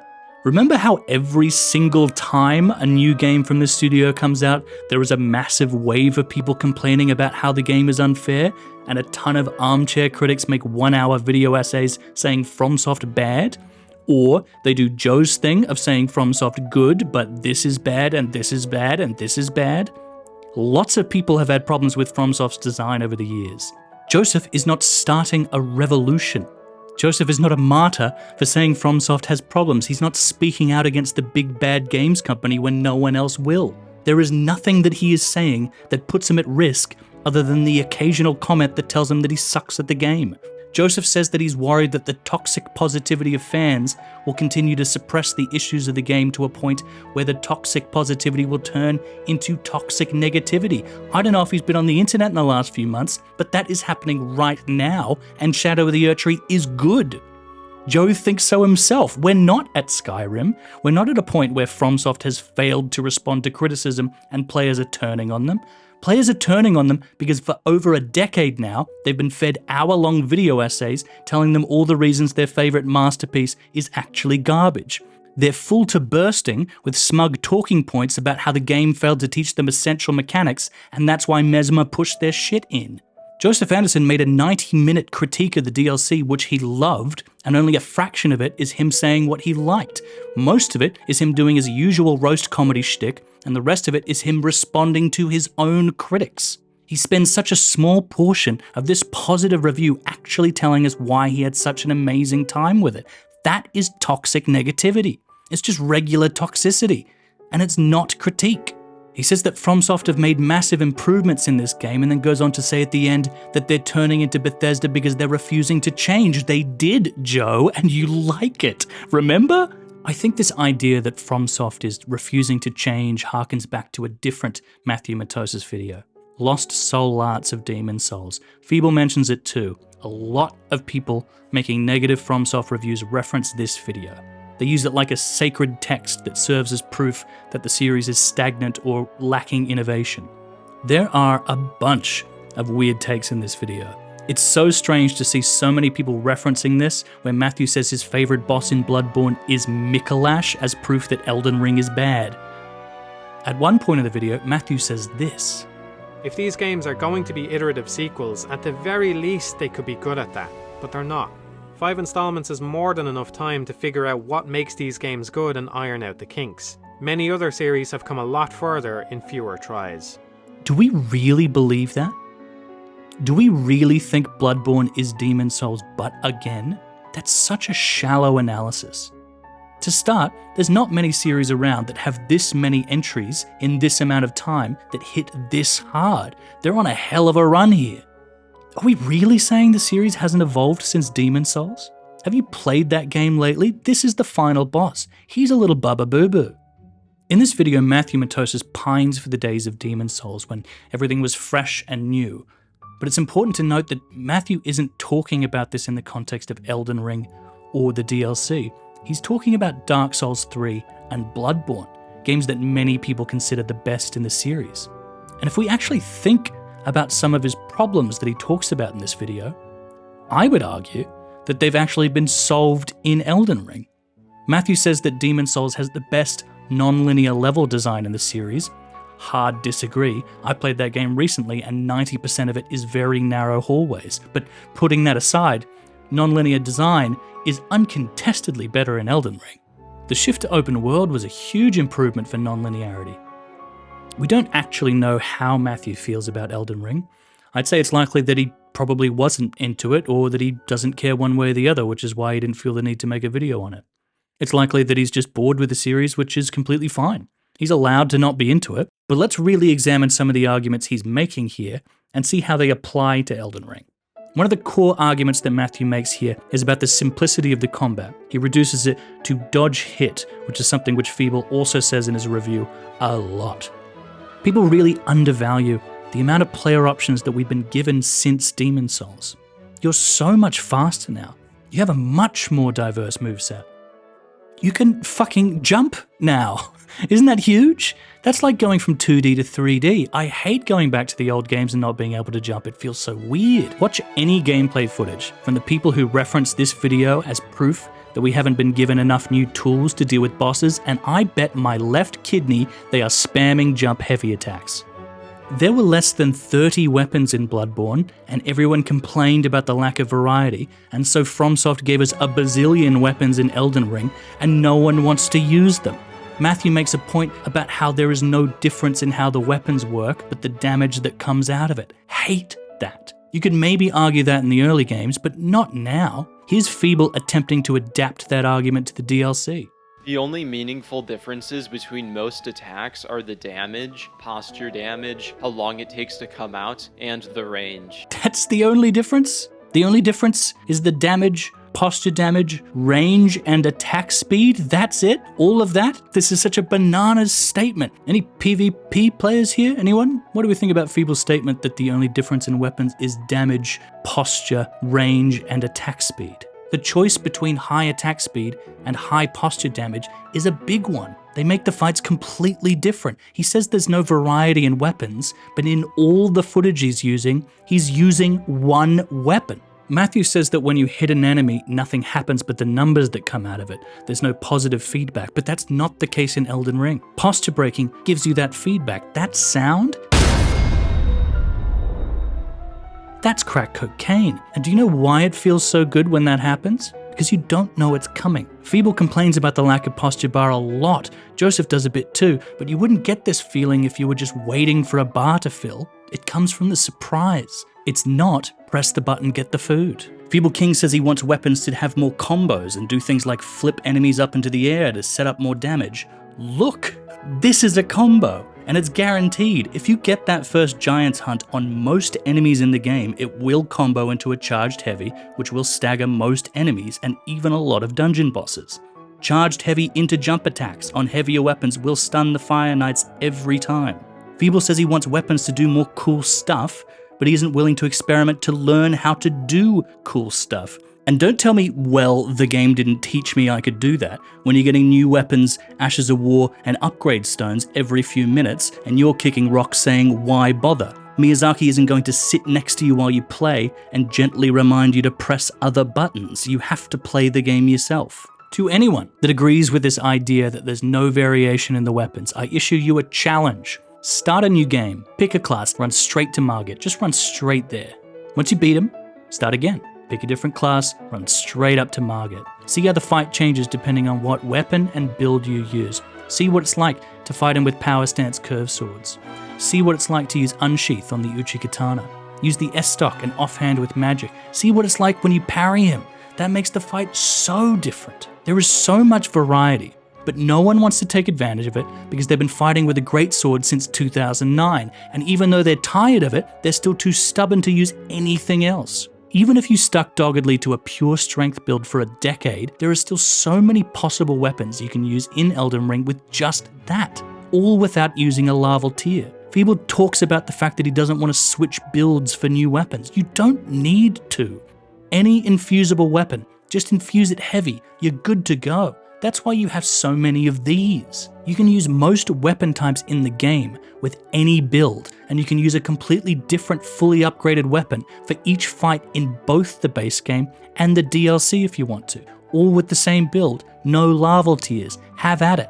Matthew says that the weapon arts of Dark Souls 3 were a step in the right direction. Well, we have so much more of that now, and they do what Matthew was hoping they would do, which is you can combine them with your base moveset for combos. They listen to him. They can increase your movement. They give you extra iframes. They can give you a counter attack. This one's huge. Have you played with Raptor of the Mists? It's a completely different game. Feeble says Ashes of War are useless because you don't have big enough openings to use them. Nonsense. Absolute nonsense. Everyone complained that in base game Elden Ring, we were fighting Sekiro bosses with no parry mechanic, so they gave us the deflecting hard tier and no one wanted to fucking use it. The core reason Matthew says that he likes Demon Souls is the variety in the fights. It's why he likes Mikolash so much because it's not dodge hit. He likes the gimmick fights. He said this. Thinking about how to survive a boss by using clever tactics is exactly what a real adventurer would do. In a sense, the battle happens just as much outside the fog door as inside. Because of that, the mindset of the character and the player align in such a way that it pulls the player further into the experience. That's exactly what we're talking about here. If you allow yourself more tools, then you give yourself the ability to strategize specifically for the fight. That's using bleed against Moog. That's Scarlet Rot on Radahn. That's pierce damage against dragons. That's magic. Yes, that's also spirit summoning. People really came hard for all the people using great shields, but they're doing what Matthew wants. They're planning for the battle. They're strategizing for the fight. Defeating a boss by planning around the tools that you've discovered in the open world is a really energizing way to play the game. And it makes all these extrinsic rewards in the open world that Joseph and Feeble complain about really useful. This is the experience Matthew was pining for. All the things Souls purists consider cheesy. They condemn people for using anything other than a melee-only, no consumables, no summons, no magic playstyle, while they also use this video as proof that Elden Ring is boring. Elden Ring gives you the experience Matthew was looking for more than any other game in the series. Matthew talks about firebombs against the Phalanx as a key example of what he wants. Has anyone had a look inside all the cookbooks you're complaining about? This works in exactly the same way. If you're bored of just doing dodge hit, do something else. There's so many other options. But even if we do put all of that aside, if I do just want to be reductive like Matthew and take Elden Ring at its most basic level, dodge hit. What's wrong with dodge hit? Take away all the power-ups from 2D Mario and consider it at its base level. What do you have? Run and jump. I could be really reductive and say that in 2D Mario, the run-jump gameplay hasn't been innovated on since the Nintendo Entertainment System, but simple does not mean bad. This simple mechanic can be applied to an infinite number of situations. It's how we can have Mario Maker. You can make really, really difficult levels in it. If I play this level, has the Mario Maker difficulty level arms race gotten to a point where my simple moveset is no longer appropriate for this situation? Do I not have the tools to deal with this? No, I can still run and jump to beat this. It's just real hard. In the same way that I can conquer any situation in Elden Ring with just dodge hit. Sometimes it's just really hard. It's not the same thing over and over again. Each boss has a completely individual moveset that requires a unique application of dodge hit. I'm not doing the same thing over and over and over again for each boss. I'm using this simple moveset to deal with a variety of complex situations, and each situation requires a unique approach. Dodge hit doesn't become stale in the same way that run and jump doesn't become stale, in the same way fucking point shoot doesn't become stale. Running and jumping is why I'm here. It's why I'm playing Mario. But let's bring it back to Joe and how he intends to solve the problem of FromSoft becoming Bethesda. Let's go through some of the baffling suggestions he offers to stop that from happening. If you like the open-ended quest design that doesn't hold your hand, that you need to discover, and yes, you can miss. If you like that series staple that's been there since the beginning, Toxic. Why don't you want games to be good? Remember when those developers tweeted about this exact same thing on the base game's release and everyone lost their fucking minds? Remember that? He's arguing the same point. Literally the same point.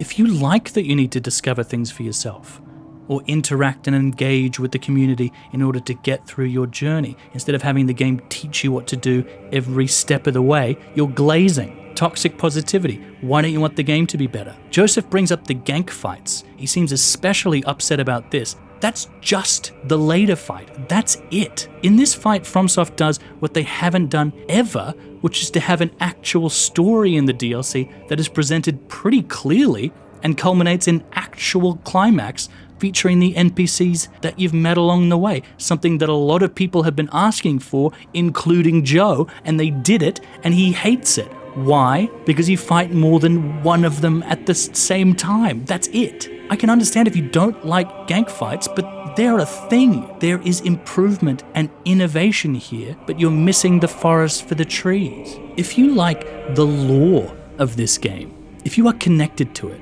and enjoy interpreting and deciphering these exciting little mysteries, this deep, interesting lore that's been a point of fascination for so many people for years and is celebrated for being brave enough to ask you to figure it out on your own instead of feeding it to you like a little baby that can't hold a spoon. If you like that, then you are glazing. It's toxic positivity. Why don't you want the game to be better? Joseph says that the series is repeating its themes and imagery. This is another idea that's in the Matthew Matosis video. I just don't agree. Yes, there are callbacks and there are nods, there are motifs that are repeated, but the aesthetic of Elden Ring is completely different to Sekiro, which is completely different to Bloodborne, which is completely different to Dark Souls. These are different worlds. They're different universes. It's so reductive to compare the differences of visual design between these games to Bethesda's work. I can't imagine looking at these beautiful vistas, the insane variety of locales, the music, the characters, the enemies, all the little details in the world that give it so much character and mystery, all the incredible work that FromSoft does to make these places feel individual, unique, and lived in, something that no other company in the industry today puts this much effort into. There is so much imagination. They could have just made Dark Souls 4 and 5 and 6 and so on. They didn't. They chose to create a whole new universe each time. And yes, Elden Ring is ostensibly part of the same series, but it's also really, really not. They did this for DLC, for downloadable content that could have been anything. It could have followed the same standard as previous games even and just been a couple areas and 3 bosses, but they did so much more. They didn't have to, we would have bought it. They put so much work into this. There is so much love for this world, and Joseph is waving it away and calling it samey. Feeble calls the developers of the DLC absurdly lazy. It breaks my heart. Not only that, they're calling me and the people like me who disagree that this all needs to change toxic. They're calling us toxic for rightfully celebrating it, and it genuinely makes me really sad because people are responding to this and agreeing with them.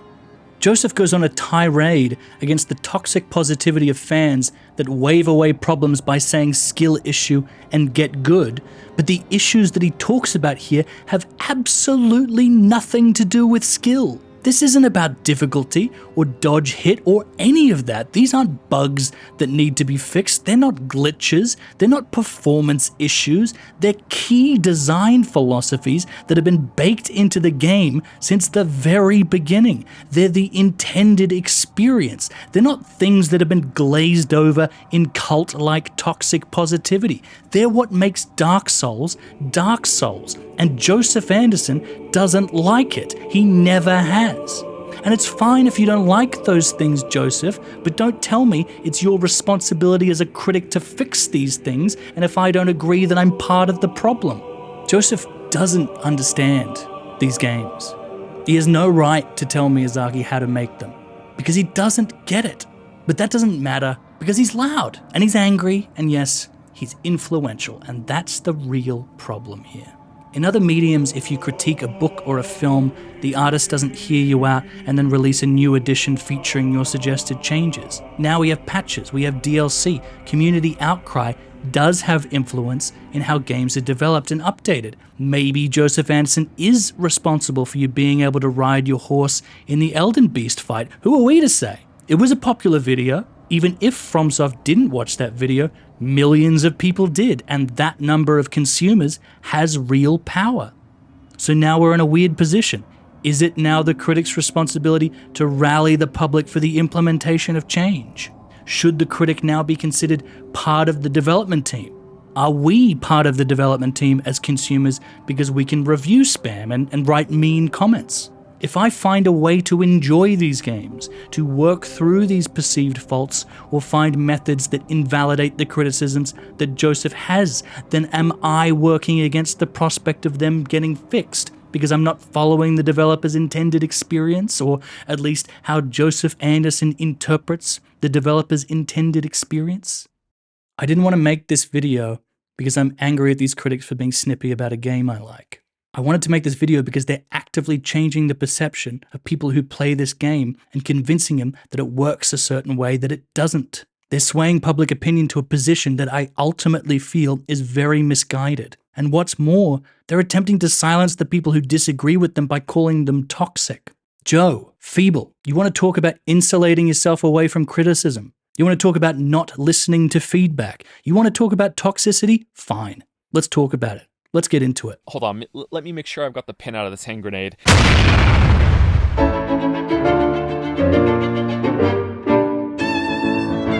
Both Feeble King and Joseph Anderson call the people who disagree with them toxic in their new videos.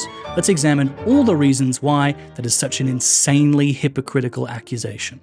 Let's get direct. Feeble King is toxic. He blames his audience for misinterpreting his analysis, but his analysis fails to communicate any clear, definitive point of view.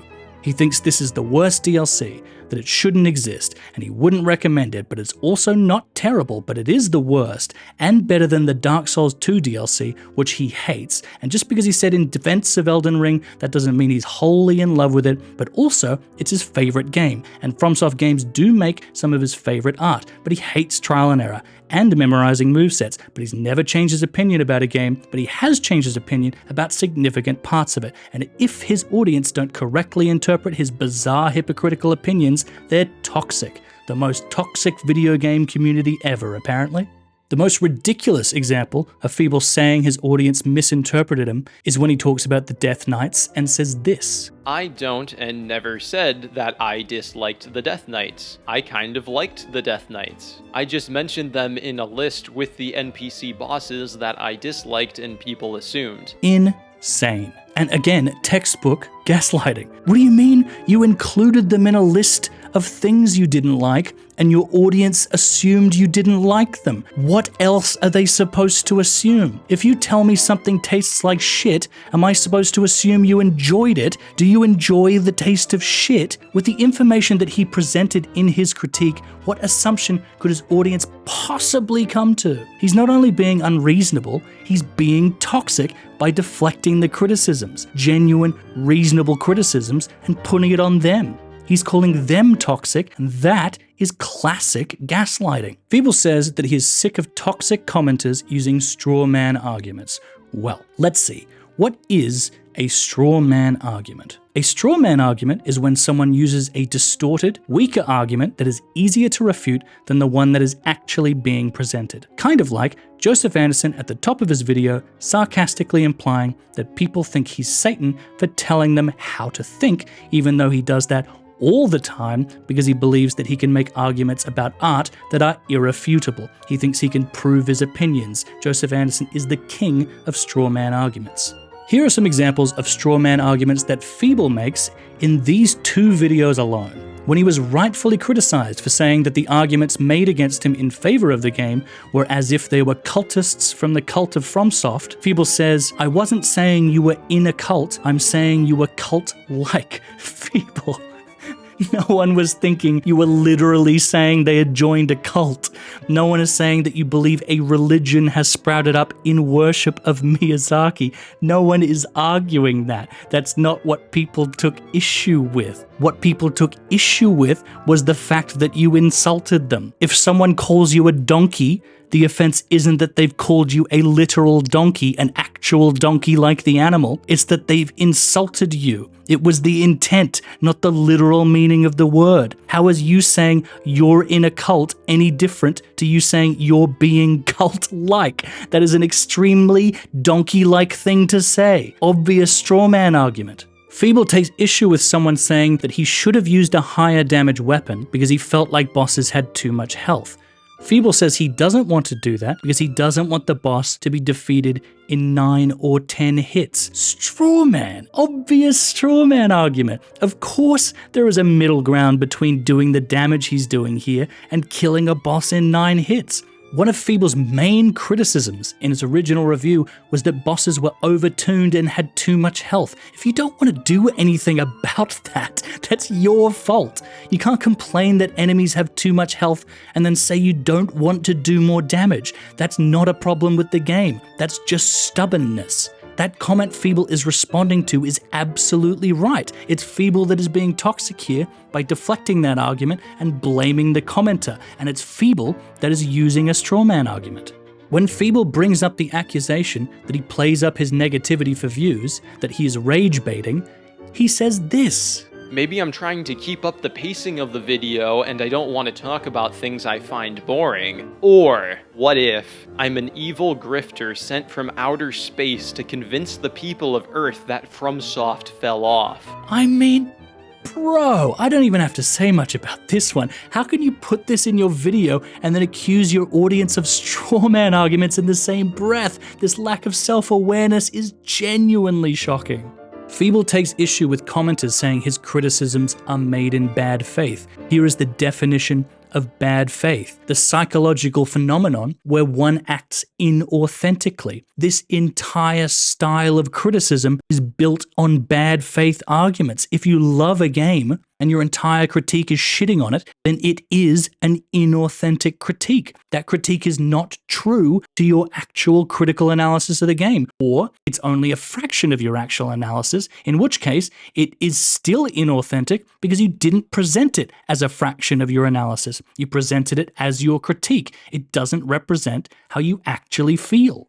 If you didn't think it was terrible, then your review is in bad faith, because that's not the critique that you present.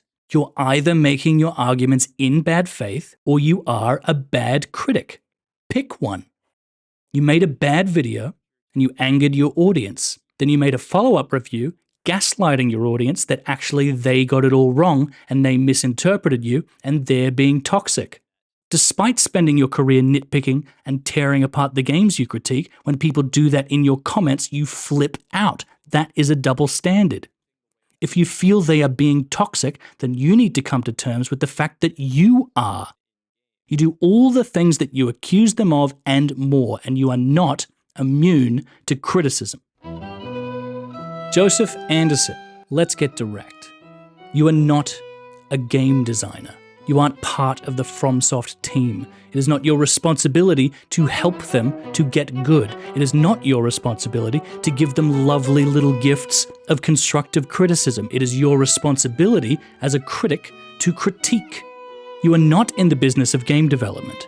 You are in the business of games journalism. If you want to fix FromSoft, then go fill out a job application and send them a resume. I am also not a games designer. I'm not part of the FromSoft team. If I love a game and want to enjoy it, it is not my responsibility to keep silent about that positivity so that the games company doesn't become complacent. Don't tell me that if I disagree with you, I'm halting progress. That's not my job, and it's not yours.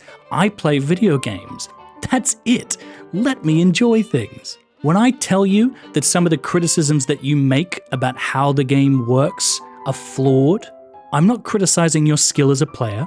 I'm not telling you to get good at FromSoft games. I am telling you to get good at critique. Get good, Joseph. If you can say that to FromSoft, there is no reason why I shouldn't be able to say it to you. Don't give it if you can't take it. You completely misunderstand the key concepts of what makes these games what they are. You're allowed to dislike it. You're not just saying, this isn't for me. You're saying, this isn't for me, and it should be, so let's change it. And anyone that doesn't like your suggestions of change are engaging in toxic positivity. Well, that's just toxic. That's just regular toxicity. Everything you say in this section of the review is far more toxic than any get good skill issue comment will ever be. Most of what you say in a good deal of your reviews is more toxic than anyone telling you that you are bad at the game. You're not fighting against the big bad games company. You're not rallying against the dominant voices in the community who are trying to tear you down. You're not raging against the machine. You are one of the most dominant voices in the community. You're not a victim. You're an incredibly successful internet critic that has thus far encountered very little controversy. And when you do get the slightest bit of blowback, you can't handle it at all because you can't handle criticism. But you're not just toxic to the people who disagree with you. You're not just toxic to the developers of the games you critique. You're toxic to your own fans, Joseph. Your fans have been waiting on a review from you for almost 5 years. A review that has taken so long that you had to shut down your Patreon because it kept getting delayed and your fans were getting angry. Your entire Reddit is filled with posts memeing you about it. It's the only thing they post there.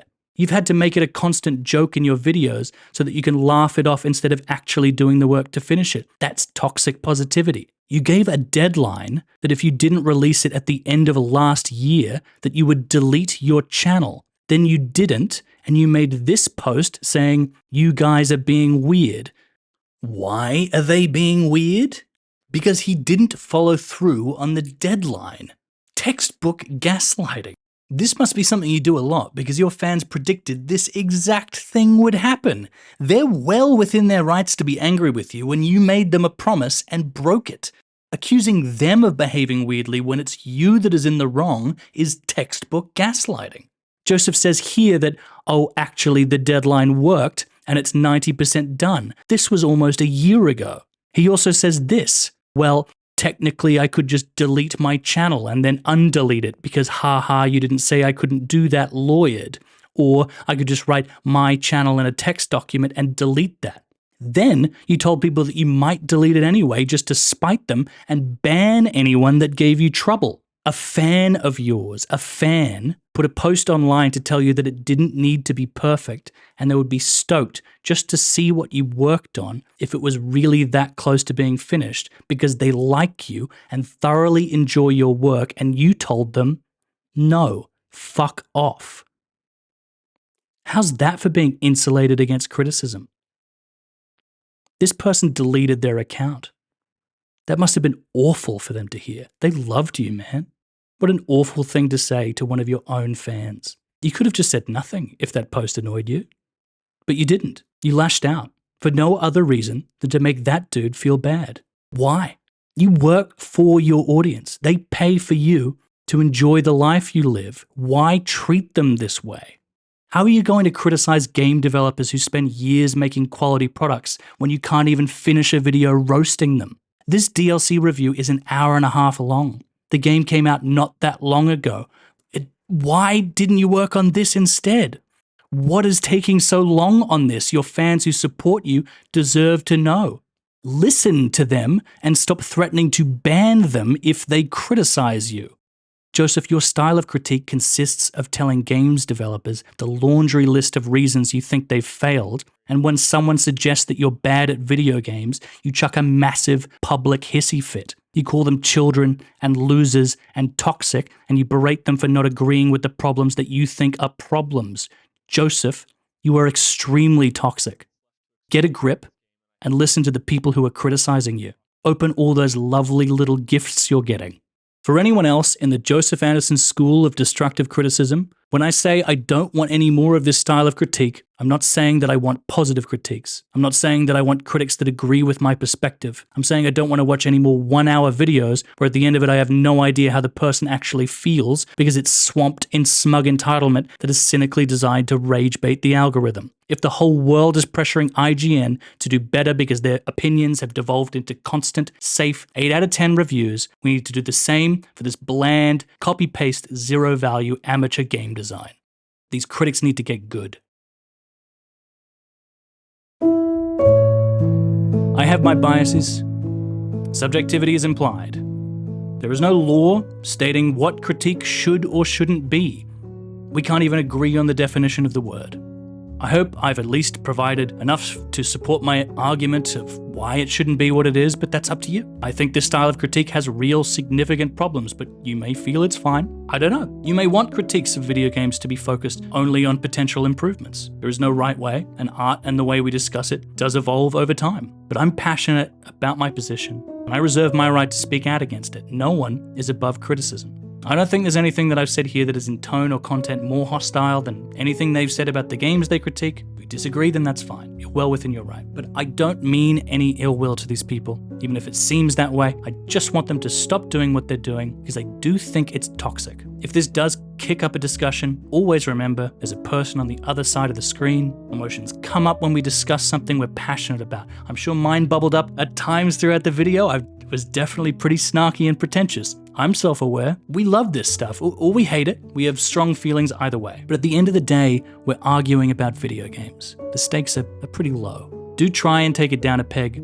if you get the urge to wish cancer on someone. Discussion is healthy. This kind of debate is essential for culture to develop. It's important. Criticism is important. You can absolutely comment and tell me if you feel I've taken things too far with some of my points, or if you feel that I've been unfair. If it turns out I have made any errors here or misrepresented anyone, I'll write amendments in the description or pin comments below. I'm not presenting the arguments in this video as objective truth. There is no such thing as objective truth in the interpretation of art or artistic discussion. There is nothing that I've said here today that is irrefutable. There is nothing that is proven. I've given it, I can take it. If you are struggling with this game or any other games like it and you feel frustrated and you want to rage, do try to put the focus inward. That's not me telling you to get good or that you have a skill issue. It's about acknowledging that things can be difficult and you have to work for it sometimes. That's what Miyazaki stated as the developer intent, the intended experience to struggle and overcome. It's a great life lesson, and facing challenges in this way and not flipping out and blaming the external is a really helpful mindset that does need to be developed over time with trial and error. You have to be okay with making errors to overcome the trial. It's about being mindful of your biases and perception. It's about resilience, self-esteem, and control. It's about learning. It's a knowledge issue. Keep playing video games, keep talking about them, and be cool about it. But more than anything, please, please, please, have a great day. You're beautiful.